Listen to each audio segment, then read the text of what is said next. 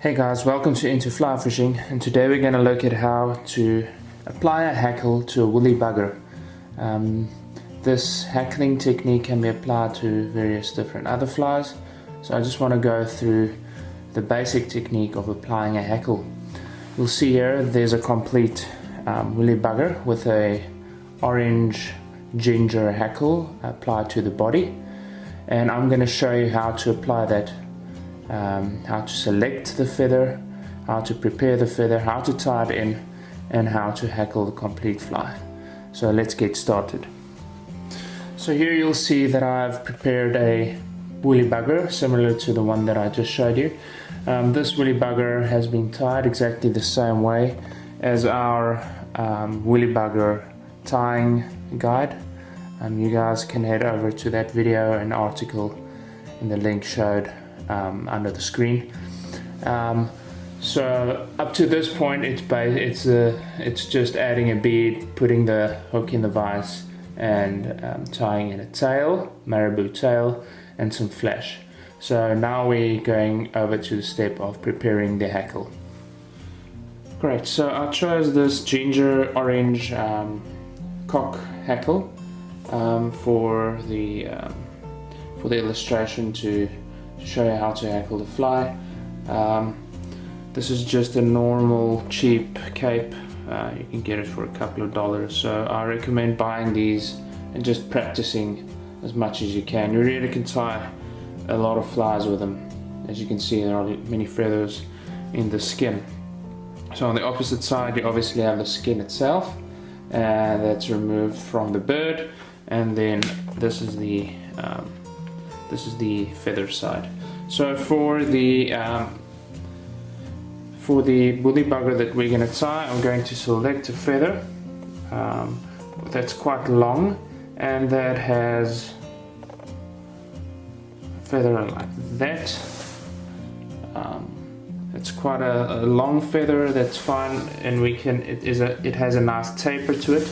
So what we want to create in the woolly bugger is a tapered hackle. So from the tail the hackle will be quite narrow and it will start splaying out as you go forward, and this hackle feather will help you do that. So then you just go to the base of the feather and remove it from the skin like so. So now you have the feather. You have the feather, and to prepare the feather we pull the fibers all the way from the base. We pull it back like so, and you'll see these fibers are off colored and they also are sort of softer, right? So what we'll do is we'll just pull them from the base. So you pull them back like so. That should be fine. So that's enough feather to hackle the woolly bugger. So before we go over to tie it in, I'm just pulling back all the fibers like so. You'll see I'm holding the tip with my left hand, and I'm just pulling back on all the fibers to get them perpendicular like so.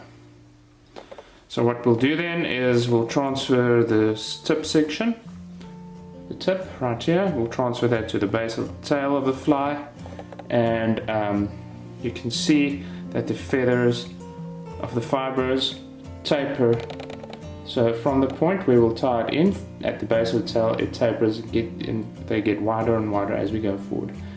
So let's go and tie this hackle in on the fly. So what we need to do now is to transfer the feather that we just prepared to the fly, and then what we need to do is first tie it in. So I'm pulling back all the fibers as I showed you, and then we're going to tie in this tip. We're going in to tie in this tip, the base of the tail. So transfer the hackle to the base of the tail and place it right there. Now we're going to lock it in place with a couple of wraps like so, and I'm not even going to cut them off at this stage. I need the bulk in the body, but you can just cut off that tip section if you need to. Then I'm going to wrap my thread back and just leave the hackle hanging there. I'm then going to take some dubbing material to create the dubbing for the woolly bugger. Just dubbing that on there loosely, wetting my fingers slightly, like so. Pulling the fibers back and then just dubbing that. We'll do this a couple of times. Just creates a nice buggy looking body for this woolly bugger.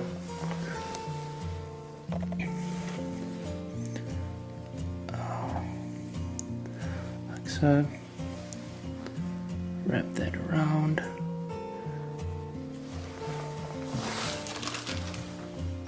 Move some more from the packaging.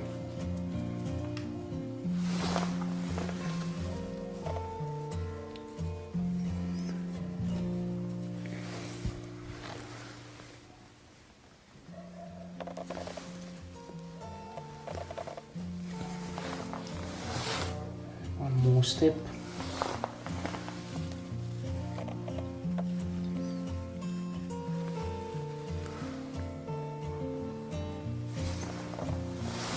Just a little bit more.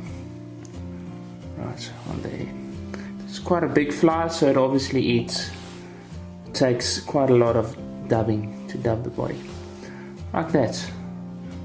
Like it when you have all these scraggly fibers, especially with this dubbing that incorporates this blue flash. So now it's time to wrap the hackle. So you'll see that the thread wraps are in this direction.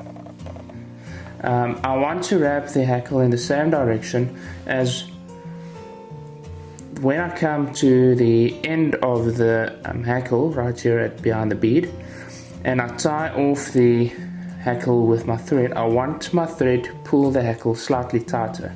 What happens when you wrap the other way around is that you can, if you have the potential of adding a little bit of slack in your hackle, and that makes for a less durable fly. So I'm going to wrap the hackle around the body, like so, trying to keep it as straight as possible and creating these segments right there. When I get to the front, I hold the hackle in place and I run my thread over it, securing it twice, like so. I then get my scissors and I cut off right there, pull back the fibers, and I just, let me just move focus point. I'm going to move it to there. So I just pull back all the fibers like so and just seal that hackle, or secure that hackle firmly like so.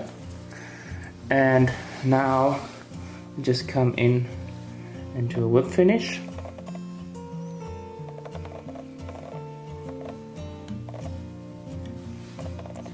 Pull it tight. Another whip finish,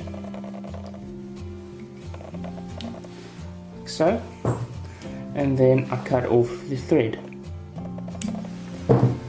So what you can do now is seal the fly with your favorite resin or head cement, but in essence that is how you hackle a fly, and I can really advise you to practice it as much as you can.